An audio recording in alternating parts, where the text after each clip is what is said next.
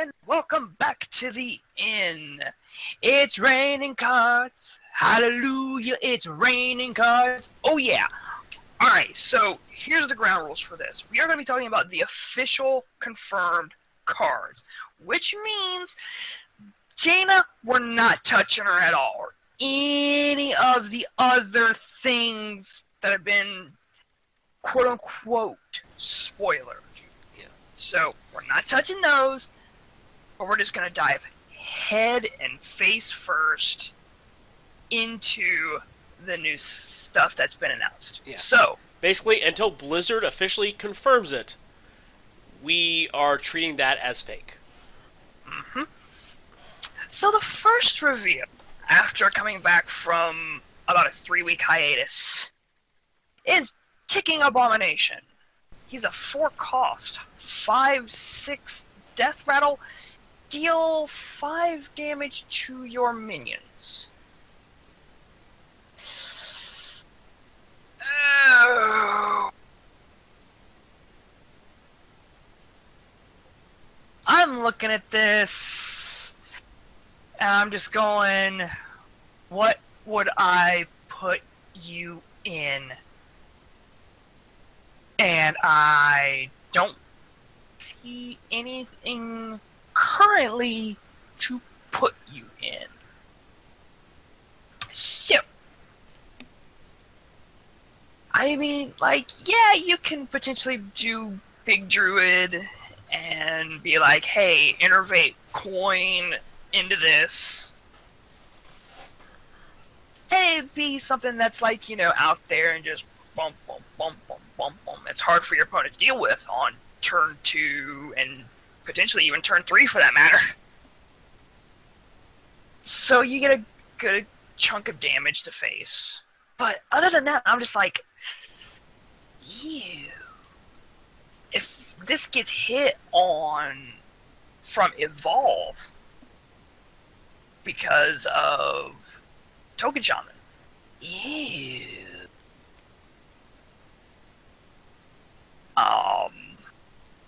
Bob, is there a way you can sell me on this one?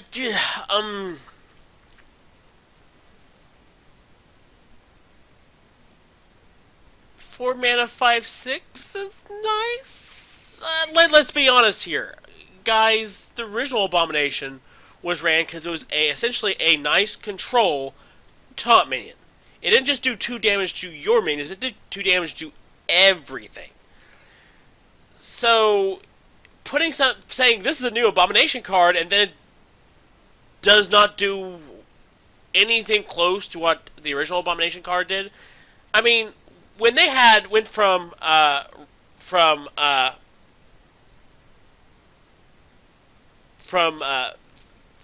was the name of the ghoul? Ravaging Ghoul? Ravaging Ghoul's the new one, right? I'm talking about the old one. Oh, balls, the classic one.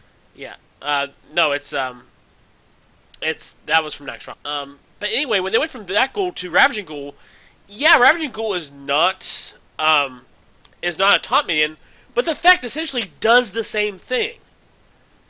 This Abomination, the only thing it has damage in common is it does AoE damage. But the problem is, it doesn't do AoE damage to everything or all minions. It does it to your minions. And 5 damage is a lot of damage. That's enough damage to kill pretty much anything. So this is essentially it's big, but when it dies, it wipes your field. People are going, well, aggro could run it. No, aggro is not going to run this, because people are going, well, aggro doesn't care about board control.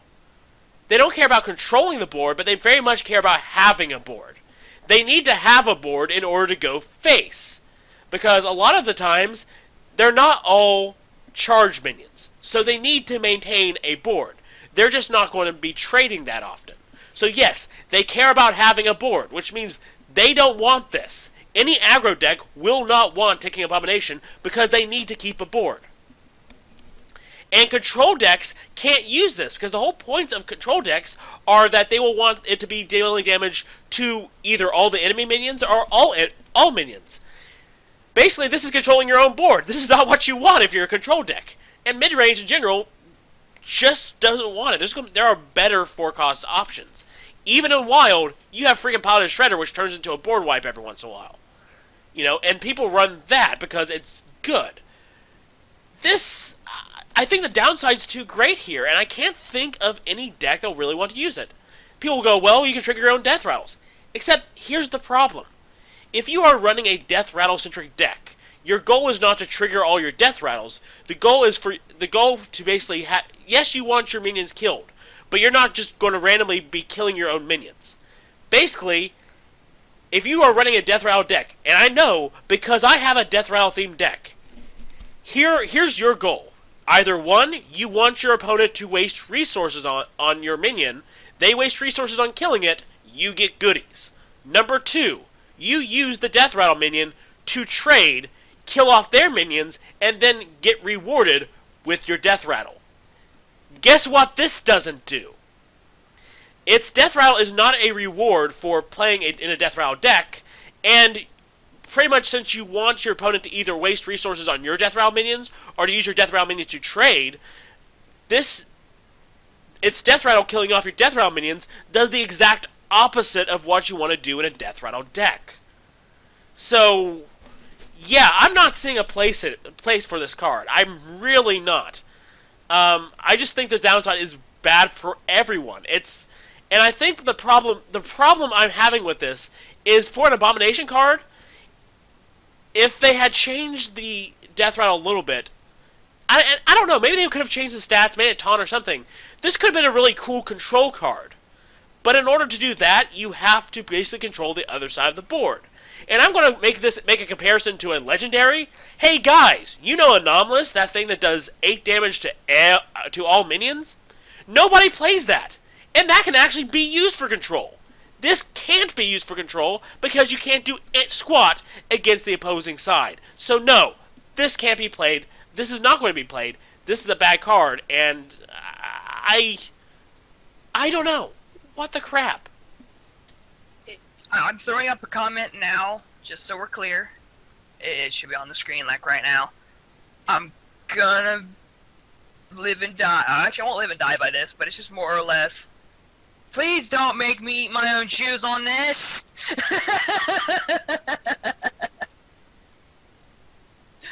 Alright, Bob, you get the next one. Oh, I know. I'm just scrolling through because pretty much we use to give you guys an idea. When we're kind of glancing at cards and talking about cards, we're actually glancing at the Hearthstone page we're talking. I'm actually looking and trying to figure out why they have a Warrior card under Warlock right now. I mean, this is not connected to anything, but kind of confusing. Voting. Next up, we have Plague Scientist, which is a 3-cost 2/3 rogue minion with the combo, give a friendly minion poisonous. Last expansion, I didn't think Vile Spine Slayer would see play. It did. The important part being that it costs more than something like Assassinate, but it had an effect, plus you got a minion on the board, which is what was more important, to put minions on board. Plague Scientist does a lot of the same thing, and everybody's going, well, you don't want poison. Actually, Rogue can do a lot with poisonous. The thing with Envenom Weapon, because a lot of people are trying to compare this to Envenom Weapon, they're two different things. The reason Envenom Weapon really didn't take off was because you want to use poisonous on a smaller minion to get rid of bigger minions, or minions that are just annoying and in your way. You know, get rid of a minion that wasn't going to survive anyway, and make it be useful. That's what's really good about poisonous minions. However, if you have a poisonous weapon, yes, you are just outright killing something, but that means you are face-tanking really huge freaking things. And with Rogue's lack of general heals, that's not a good thing. So that's why Envenom Weapon really didn't take off. Plague Scientist, however, allows you to pretty much get a use after really small minions to basically let them take out much larger minions. Plus, it gives you a minion on the board. Yes, it doesn't have great stats. It's a 2/3. But it's a 2/3 that allows you to make a smaller minion take out a huge freaking thing. It pretty much gives you a body on board, and it gives you some really cool removal. So, Yeah, I think it's going to see play. I think we are going to see this card a lot. Oh yeah, it's definitely going to see play, not only in Constructed, but I figure in also Arena it's going to have a really nice home. If anything, like one of the first things that came to my mind when I saw it was the initial reaction of, fuck, I drew patches. Oh wait, patches, be useful. Thunk, poisonous, kill it. Yay!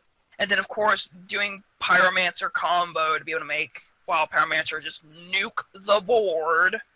So it's like, yes, I will take this.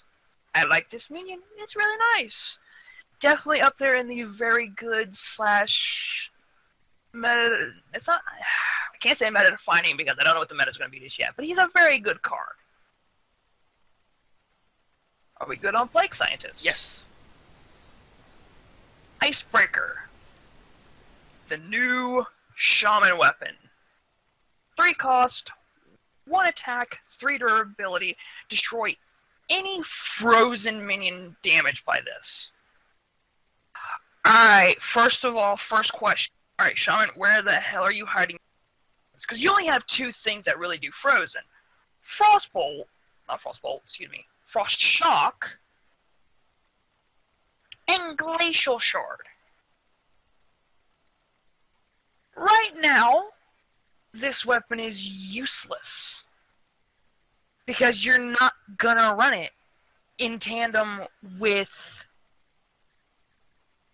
something along the lines of your Shaman deck. You have other, more viable choices. Jade Claws, of course, comes to mind. But it's just this, like... Okay, I'll give it some time. I'll come back to Icebreaker if something decides to come out of this release set to show me, hey, Icebreaker can be viable, it can be useful, but for right now, nope. Well, this card is really hard to evaluate right now, because this almost has to be a card where you're going to have to go, I'm going to have to see what they're going to do with the rest of the set. I mean, that's, you know, we can try to evaluate with what we know, but that's essentially, you can't really judge it right now, which is kind of infuriating. But it's like, Eddie's right. As far as what Shaman has access to, they have access to 2 neutral minions and 1 class spell that gives them freeze. Now, they're probably going to get a few more things that give them freeze, but when it comes down to, and I want to believe Blizzard is smart enough to know this, when it comes to class identity, Shaman doesn't get the freeze cards. Mage gets the freeze cards. So printing something like this for Shaman is really strange to me, because that means you have to have some way to support it, either with neutral minions or some Shaman spells or minions. And the thing is, you don't want to give Shaman too many free spells, because then you're encroaching on Mage identity territory, and that's something that Blizzard has always said, we don't want to do that. So this is a weird card, because part of me says, we're going to have to wait and see, but another part of me says, knowing how class identities work, knowing what classes want to do, you know, Shaman just isn't the class that tends to support this type of archetype, because it is not it tends not to be the Shaman class identity. Yes, it'd be nice. It's nice to have frozen and other things, but there's a reason the freeze archetype has always belonged to Mage. So I just don't know about this one. I mean, if there's enough, could be interesting for Control Shaman, but I feel that if Blizzard gives too many freeze type cards or effects to Shaman, they're really overstepping the bounds of class identity, and somebody needs to have a talk with level 5 or Team 5. So next, we have Blood Queen Lana'Thel. Blood Queen Lana'Thel is a 5-cost Warlock legendary with lifesteal, and it has +1 attack for each card you've discarded this game. It starts as a 1/6. Now, as a lot of people have actually pointed out, that's not a battle cry, which means if this is on the field and you're continuing to discard stuff, this thing gets bigger.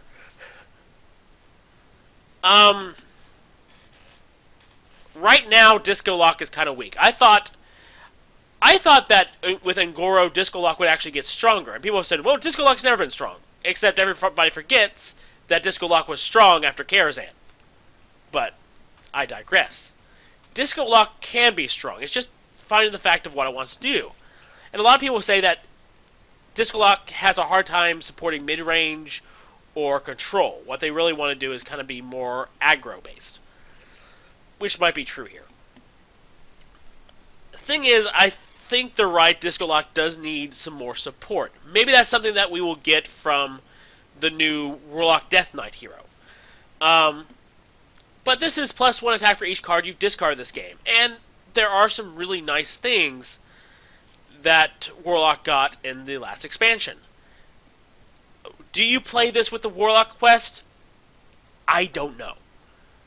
But here's the thing. This allows, since Warlock's main power is essentially spinning life, Blood Queen allows Disco Lock to regain that life later on in the game, which can be powerful. And a lot of people are going, well, what if you discard Blood Queen Lana'Thel? Do you guys remember Cruel Dinomancer? Imagine Cruel Dinomancer bringing back Blood Queen Lana'Thel. In fact, since Blood Queen Lana'Thel is in your pool, there's a possibility that you can get Blood Queen Lana'Thel back multiple times. There's a lot of cool synergies that can be messed around with in Disco Lock. I think that's a deck that's going to have to kind of find its footing. People are going to have to mess with and experiment with. But I think if people can get Disco Lock to work, Blood Queen Lana'Thel, I think, is a sleeping giant here. And, yeah, especially if Warlock can keep this thing protected, or can find roundabout ways to summon this to the field. Be careful, guys. This could be the legendary Warlock needs, if they can pull it off. Oh, Blood Queen, my Blood Queen. I'm gonna agree with the group on the fact of them chanting that there is going to be something that potentially refills the deck for Warlock for their discard.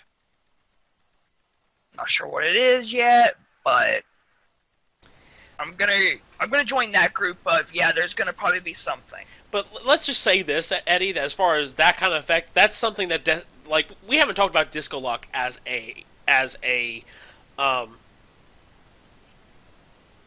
thank you, Brain. Disco Lock as an archetype. But that is something that Disco Lock desperately needs, is to get cards back. Oh yeah, recursion is always a very strong and powerful thing. However, I'm also going along the lines of, I look at the Blood Queen, and I know she's strong. Like, +1 attack for each card you discarded this game. Cool. No need for Battlecry, no need to hold it in my opening hand. It's just draw. Oh, look at your stat line. Boop, board you go. And now, if anything, my opponent either wastes his resources on this, or I start to gain life back. So it's just like, she's good. And if anything, I want to see more from this set, because you're slowly starting to see potentially Warlock maybe come back into the fold things.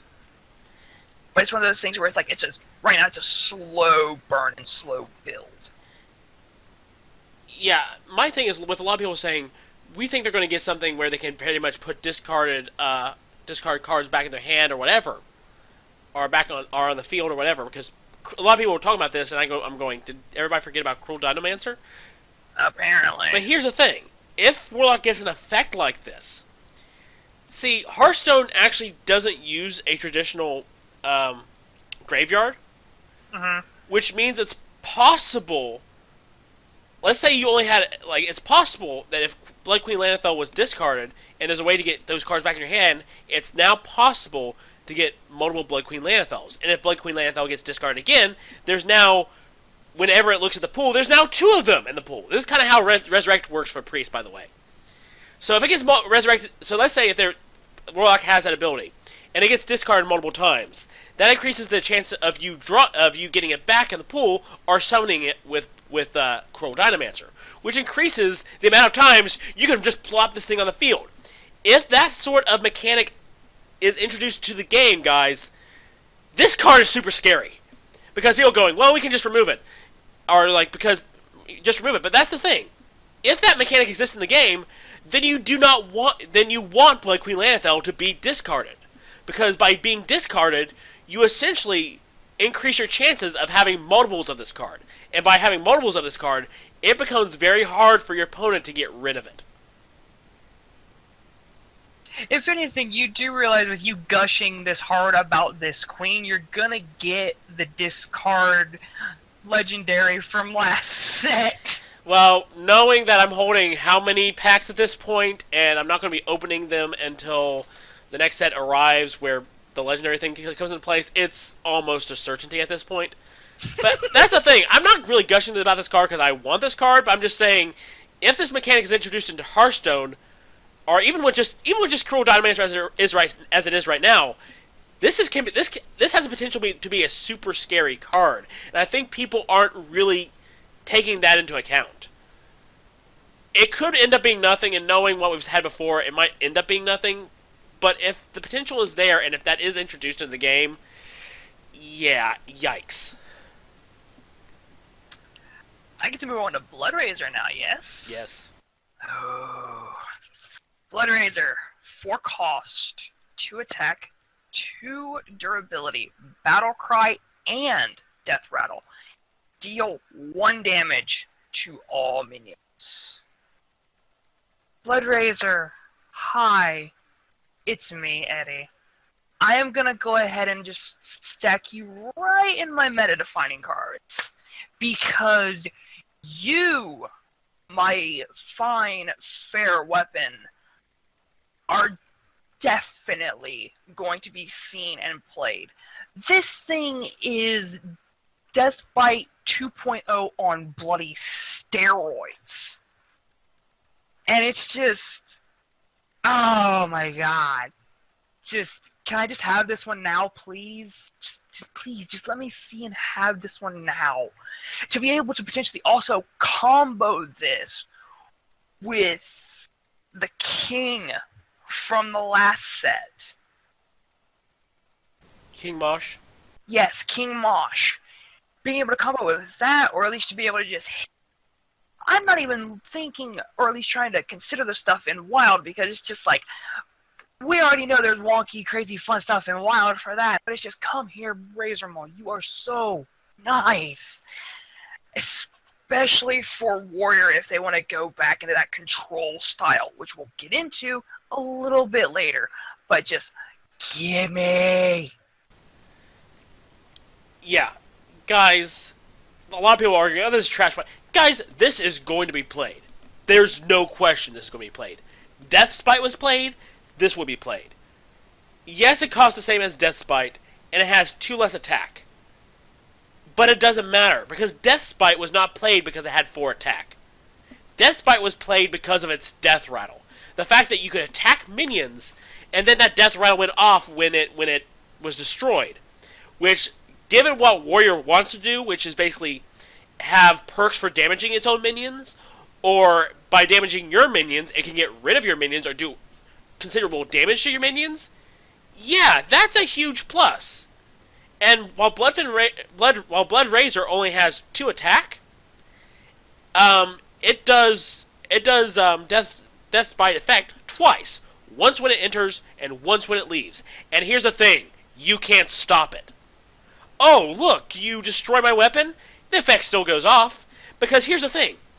Yes, Warrior is going to attack minions with the weapon to get rid of the minions, but they are really also very concerned about the effect of the 1 damage to everything. This is not going to be played in every Warrior archetype. Pirate Warrior will not play this because they cannot afford the Battle Cry and the Death Rattle. It will destroy the minions on board. And like I said earlier, while aggro decks do not care about maintaining board control, they do need board control. And the fact is, Bloodfen Razor kind of wipes out most of the minions in their deck. So they're not Bloodraiser. I keep wanting to say Blood Fin Razor, but Blood Razor wipes out most of the minions in their deck. So they're not going to want to run this. The warriors that are going to run this, Control Warrior, maybe Taunt Warrior.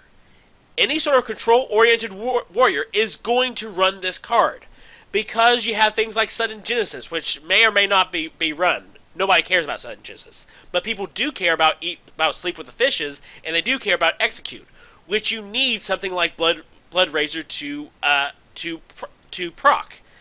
Warrior runs Whirlwind effects all the time. They run Ravaging Ghoul. They run Whirlwind. When Death's Bite was in Standard, they used Death's Bite. They will use Blood Razor because they want the Whirlwind effect, guys. They don't care about the attack. This is going to be a weapon you're going to see all the time. It's a meta-defining weapon.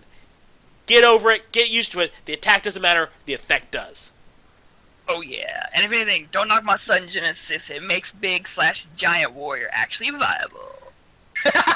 We're gonna have to talk about what the obsession is in the memers about big decks. Hey, we've gone from big druid to big rogue to big mage, now big warrior. Big everything. We like big decks if we can, not live. Next, we have Prince Taldaram, which is a 3-cost 3/3 legendary with Battle Cry. If your deck has no 3-cost cards, transform into a 3/3 copy of a minion. Similar to Prince Keleseth, which we've talked about before, and really my thoughts on that card really haven't changed. But, however, I think Prince Taldaram is different. Two things here.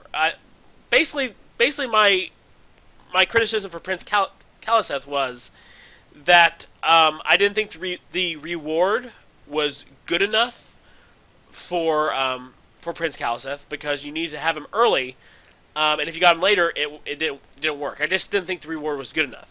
And the problem is that the 2-cost slot in most classes is vital. However, Prince Taldaram, number one, it does not matter for you to play him early in the game. In fact, you want to play him later in the game. So the later you get this card, the better it is. You don't want this card super early. You want to kind of draw him later on. So you really don't need to play him as soon as you can, unlike Prince Keleseth. Also, unlike the 2-cost slot, the 3-cost slot for several classes isn't as important. Yes, the 3-cost slot is important in some classes, like Mage. But let's be honest, in the classes where that card slot is important, you're not going to be playing Taldaram. It's not going to happen. Taldaram, I think, is going to be number one, it is going to be a kind of build-around card, because you have to keep that in mind. The same thing I'm going to say with Keleseth, or said about Keleseth, I'm going to say about Taldaram. Just because it has the thing about your deck having no 3-cost cards does not mean that you can't have 3-cost cards in your deck. It just means that there can't be any 3-cost cards in your deck when you play Taldaram. The difference being is with Keleseth, since you want him early, that was a bit of a stickler. With Taldaram, since you want him later, you can go ahead and put in a few 3-cost cards if they're absolutely vital. I'm already working on some decks I want to fit him in. One of them is my legendary priest deck. One of the things there is I do run a copy of Shadow Word Death. One copy of Shadow Word Death. That's one 3-cost card. You know what? I'm going to keep my Shadow Word Death. Because you know what? I want Taldaram to come out later and make a copy of a Ragnaros or a Ysera or anything else that's scary. Hey, how about a 3/3 Sylvanas? How's that? Taldaram is going to be used in these combo-like decks. You're going to want a minion that has a continuous effect, or some sort of effect, like a Death Rattle effect, maybe, that you want to make a copy of, and then use Taldaram for that effect, or to essentially, for that effect, whatever it is. In those cases, I think you can afford to kind of work around the no 3-cost card requirement. This is a workaround card. This is a much better workaround card than Prince Keleseth, and I think people will be surprised about this card showing up. I already have plans for this card. I'm working actually with ideas for several decks right now, and trying to figure out which ones will be feasible and viable or not.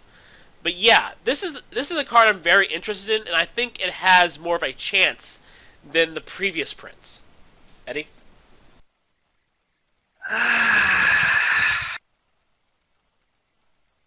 I am so on the fence with this bloody card, because it's just like, I can see the potential in it.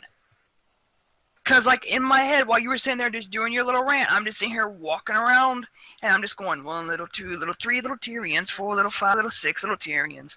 Because it could be good in Paladin. Just depends on, you know, what Paladin kind of morphs and shifts into with the new stuff that's coming out from the Frozen Throne. But it's just... You can't play Outdoor Peacekeeper, though. No, you can't play Outdoor Peacekeeper, no. But it's just like, that's what I'm just saying, it's just like, it's so hard for me to just go with Prince, because I'm just like, I can see your potential, I really can. Like, Highlander decks could potentially want to pick you up and run you. But at the same time, I'm just going, it's a combo deck. It's a combo card, guys. It's a combo enabler. I know. It's just like I said, it's just. I'm actually currently trying to figure out how and if I can run this and everything's coming up Ragnaros. Like, being able to copy, like, the Rag Light Lord and the Tyrion in Paladin, that's really strong, really powerful, because it's just like, okay, 16 heal, deal with it. And then it's just like, I'm just so on the fence with it, because it's just, like I said, I see the potential, but I just cannot commit to this right now, as far as being viable. I think it's a niche card. I think it's a card that people are going to discover has potential. Yeah. But my point is it has a lot more potential than Kaliseth does. Yes, it very much does. The thing is, I think the 3-cost requirement is a lot more viable, and you're able to work around that a lot easier than the 2-cost requirement. And, you know, there are going to be certain classes that won't run this. Like Mage won't run this, but Mage tends not to be concerned about minions in the first place. So I think this one has potential. It's not going to be a must-own. I never said it was. Yeah. I said I see a lot of potential in here, and I think for the people who give this one a try, this one will surprise you. I think this is the Dark Horse card. We'll see. Next up, we have Nerubian Unraveler. It's a 6-cost 5/5 with the effect of spells cost 2 more. Like, I'm just looking back right now, and I'm having Nax flashbacks. Because it's just like, with the weapon from Warrior, and now this, because with this, it's a constant Lotheb on board. Of course, you know, making it to where spells cost 2 more and not like 5 more, but... And it costs 2 more for you as well. Yeah. But it's just, I'm looking at this and I'm just going, ooh, the things that can be done with you. I'm going to stop my mage opponent from being able to cook this off the board on their potential turn 7. Because it's like, oh, you can't play that Firelance portal to cook it. You have to waste a fireball. Or board, for that matter. I really think this is a really good card, and I see it having a high amount of play. I really do. Bob? I'm trying to figure out if it has a home in Nerubian Rogue. It is an epic, if anything. Well, I'm trying to figure out with how I'm doing my Nerubian Rogue build, because really, you kind of want this in a deck that is probably not as reliant on spells. And Rogue kind of does fit the bill, because if you build Rogue right, you can do some crazy combo stuff and not really need spells. So I'm trying to work this around. I'm trying to work this around in my head for my Nerubian Rogue build on Wild and see, do I want a copy of this or not? Is this going to be helpful, or not. And I'm on the fence about this. I do think it's a good card. I'm unsure whether I'll use it or not. It does have its uses. I'm just trying to figure out if there are uses I can use. I'll have to come back to this, and I'm definitely going to experiment with it.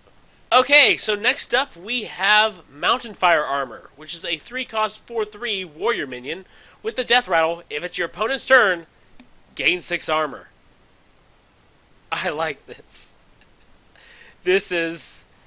I kind of like this because they're kind of giving a focus on taking warrior more in their old control-y roots.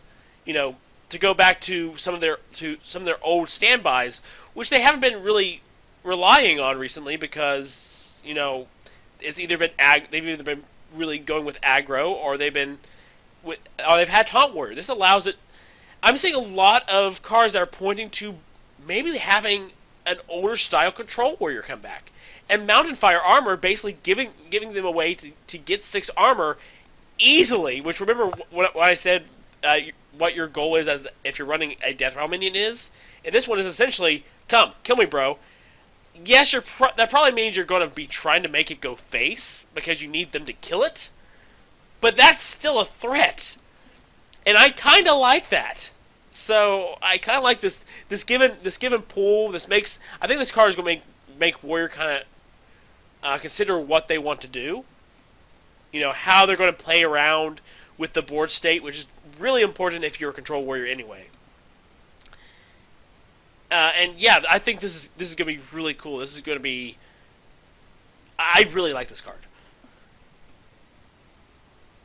I'm going to stand by it. This is a meta-defining card for me. The stat line alone for 4/3, for 3, that's a piloted shredder on 3. What's going to be able to kill it at that point if you coin into this? Like, yeah, sure, I can go Frostbolt onto it, but then again, that makes it to where my opponent gets 6 armor, and oh no, I wasted a resource. So it's just like, oh god, I had to pick and choose. What am I going to do? Do I kill it with my creatures on board, or do I let him just hit? Oh god, he's hitting me in the face. No. Hey guys, it's that interactivity you've been wanting. How's it look? Just like I said, this thing is a meta-defining because you have to choose. It is, I let this thing smack me in the face or take care of my board. Or, you know, just smack it down, let my opponent get 6 armor. I still have ways to burn you down, or at least take you down. Like, I get it. I understand people's paranoia still surrounding the Jade deck because, oh god, Jades will take over the meta game if this is the case. Ah! No. It's like, never happened. Just, this thing is powerful. And I mean, hell, if anything, like, I've seen some discussion of a potential aggro deck with this being a part of it. Because it's just like, resources on my face. You choose. Are we good on this one? Oh, yeah. The last card we can talk about for now is Professor Putricide. He's a 4-cost, 5/4 Hunter Legendary. That after you play a secret, put a random Hunter secret into the battlefield. Okay, so this tells me 2 things, if anything. Number 1, we're getting more Hunter secrets this set and release. For definite. Number 2, they're still trying to push that control mid-rangey style with Hunter. I can see where this card has its merits of potentially making Secret Hunter out there and well played, or at least trying to make it viable. But I can also see the drawbacks of keeping him alive for you to be able to also play secrets on the board. Yes, you can combo this with Cloaked Huntress and then, you know, have a bloody Christmas tree of secrets. That's cool. That's fine. I don't mind. But I also think of all the counters that you can put in with this, Hunter being able to run Flare and it becoming more apt and meta, and why aren't you already running it because you're also running it in Mages so much. There's also Eater of Secrets, which that's another one, which why aren't you running it because you're running it in Mages so much. With this, it's just...